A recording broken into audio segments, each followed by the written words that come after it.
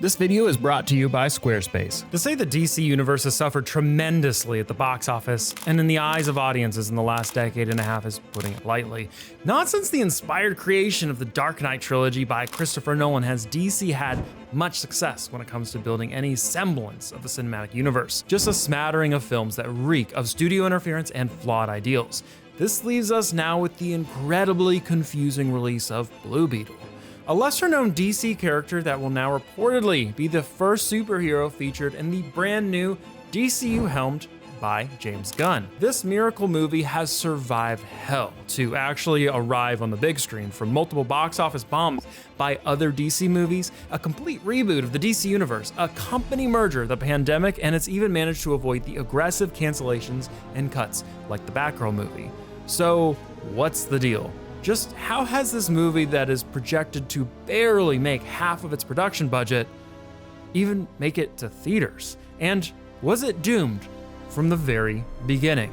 Our story begins in November 2018 when Warner Brothers would begin development on Blue Beetle. Interestingly enough, Blue Beetle is not a new character, but had its origins in 1939 in a Fox comic that also ended up in a short-lived radio show in 1940. Today's episode of the Blue Beetle sends the Blue Beetle swooping down on a group of powerful underworld characters whose racket is dope.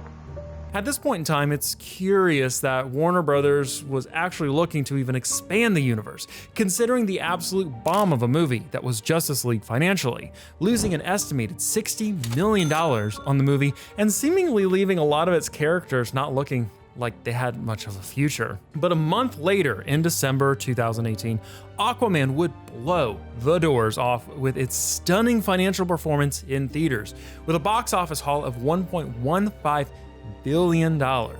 Second only to Harry Potter and the Deathly Hallows Part 2, though likely now it's going to be in third place due to the meteoric rise of Barbie. Following this success, Shazam would release to theaters on March 12, 2019, and while it would not be the financial success Aquaman was, it received high praise from the critics. All of this fortune likely spurred Warner Brothers on to start spinning up several other series productions, including the continued development of Blue Beetle, which would feature the first live-action superhero movie with a Latino lead. December 2020 rolled around and DC Films had announced several mid-budget films that were gonna go straight to the streaming, and they would be implementing the strategy on a lot more than just the mid-budget films. Is Warner Brothers came out today and said that all of their 2021 films, that includes big titles like Dune, In the Heights, Matrix 4, they will be available on HBO Max the exact same day that they are in the theater. Blue Beetle was one of those films that was pegged to be released straight to streaming, and was tied to that in June 2021 by Warner Bros. Group chairman Toby Emmerich, who said, "When streamers were starting, the common wisdom was series drive subscriptions, movies reduce churn." Emmerich said, "Movies weren't really the drivers of getting people to sign on, and I think now the perception with film on these streaming services is that they're punching above their weight in signups." At the time, they had also just found out that after 3 years under the reign of owner AT&T, Warner Brothers would face another shakeup, as the beginnings of a merger were announced, which we will talk about here later on in this video. And speaking of shakeups, it's just like our sponsor Squarespace's new Fluid engine that allows you to even further customize your website without the hassle of extra coding. Who needs that? Start off with an easy-to-use template and customize every single design by clicking, dragging, and expanding in any direction, setting up an online store, accepting appointments from your clients, showing off your portfolios, and so many more easy-to-set-up features on Squarespace makes it a lifesaver for any creative looking to expand their business. But don't listen to me. Go try it out for yourself right now by heading to squarespace.com for a free trial. And when you're ready to launch, go to squarespace.com/framevoyager to save 10% off your first purchase of a website or domain. On February 2021, Warner Brothers would hire Puerto Rican director Manuel Soto to direct the film. In fact, this was not the first time Soto and Warner Brothers had been in contact. He had actually tried to pitch them on various ideas, including an origin story on Bane. But Warner Brothers really wanted him to direct Blue Beetle, and so he signed on. What a great opportunity and privilege to be able to tell the story of Jaime Reyes, and not just Jaime Reyes, but his family as well. And the whole cast is Latino, for the exception of Susan Sarandon. But having all of us telling our stories freely and authentically, without any sort of limitations to what we can do, it can prove the world that We don't have to be just the villains of somebody else's story. We can be the heroes of our own. Soto would go on to cast Xolo Merdueña as the lead character after he saw his performance in Cobra Kai, and according to him, couldn't stop seeing him as the character. We were having dinner together and he said, "Do you like steak?" And I said, "Yeah, I like steak. We're at a steakhouse." And he said, "Do you want to be Blue Beetle?" And I said, "Wow, you really set that one up crazy there." And then I started crying, of course, and the rest was history. After all the grief we have given to Warner Brothers so far in this video, one does have to appreciate slightly the intentionality of making sure the cast and crew were part of the cultural background and heritage that this character represents. Whether or not Warner Brothers executives did this because of pure inclusive motives or just financial revenue earnings is another question entirely. But they would wrap up writing and casting in March 2022 and would schedule principal filming to begin on May 25th, 2022. But there was something else happening around the same time as they were getting prepared to film that would change the course of the DC Universe.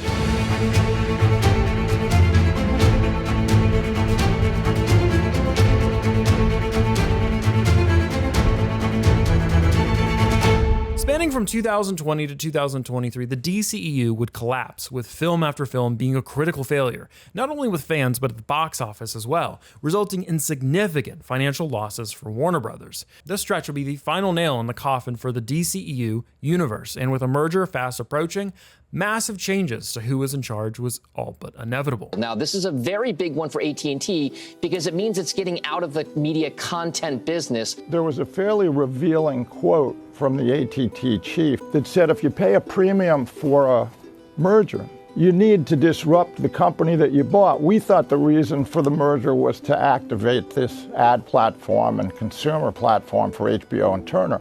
We didn't think it was for AT&T to try to manage the Time Warner networks better. In fact, because they didn't have networks or studios, we thought they'd leave our people to help guide them in that process. And instead, they basically went ahead with trying to replace our management with theirs. I don't think it turned out as well as the street and we had hoped.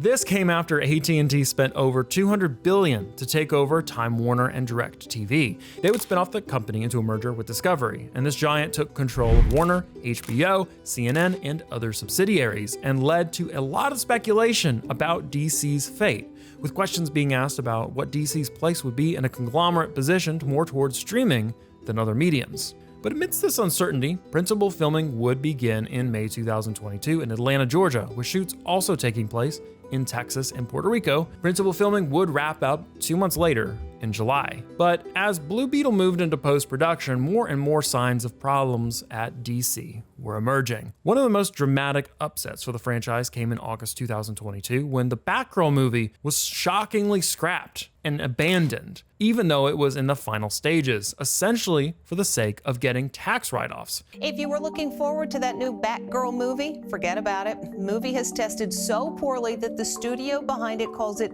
irredeemable. That means no one will ever see what has now become a very expensive mistake. Although some reacted with shock at this explanation. For example, one executive was quoted by reporter Justin Kroll calling it some unprecedented shit. This is not common at all. This is what's so shocking about this. You really never hear about a studio saying, you know what? We have shot a movie, it is in the can, it's ready for release, and we are not going to release it. The cancellation of Batgirl, though, was only just the beginning, as HBO removed all sorts of content from their streaming service, including the acclaimed Westworld series. It was truly a chaotic time as Blue Beetle headed into post-production. After this ever-growing list of essentially disaster after disaster for DC, James Gunn was brought on to essentially reboot the film franchise entirely. The idea essentially was that the DCEU, the DC Extended Universe, would be dropped.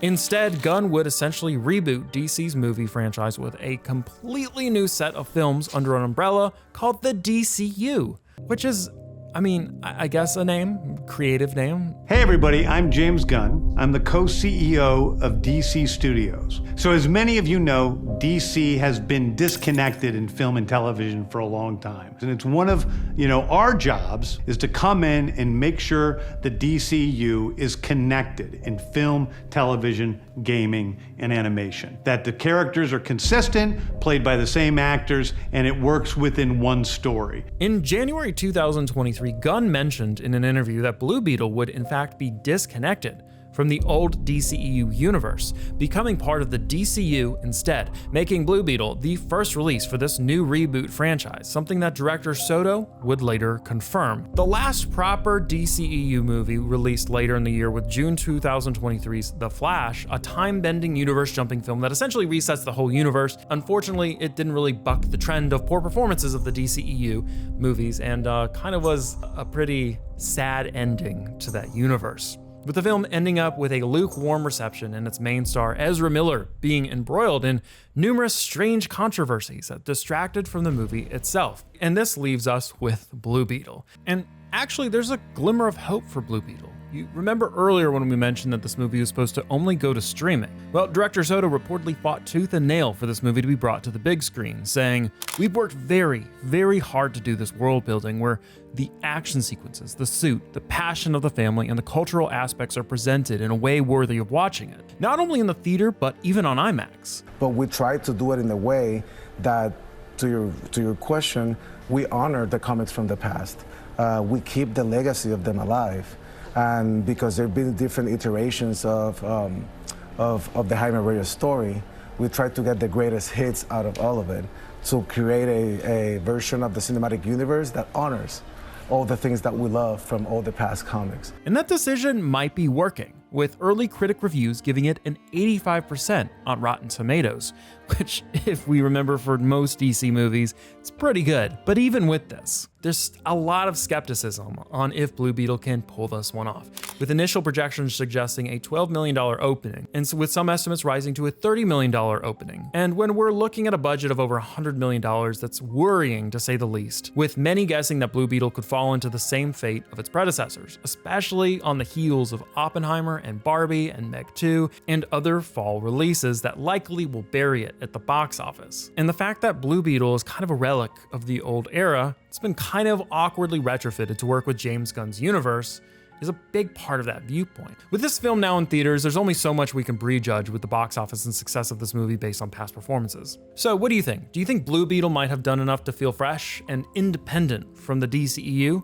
Or do you think that this is the beginning of the end for the DCU movies? If you want a little bit of a pick-me-up from all this doom and gloom, you should definitely see this other video on Christopher Nolan's world of practical effects. We even have a theme song. You should check it out right here.